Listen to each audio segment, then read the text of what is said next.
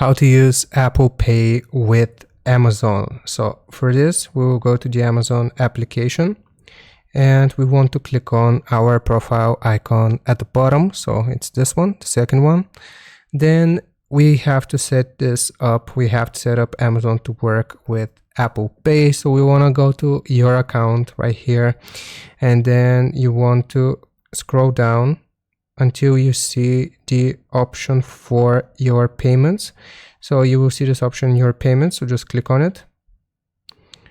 And we will be able to add a new payment method. So click right here.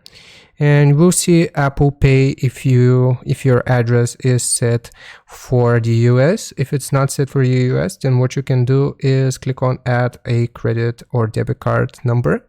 And here's where you input your Apple Card numbers and information.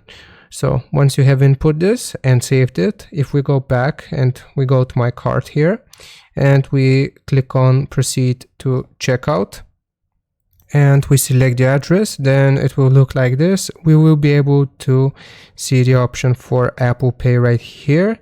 Or if we don't see it, we can again click on add new and select Apple Pay from this box right here. So hope this helps you out. Leave a like and sub, and I'll see you next time.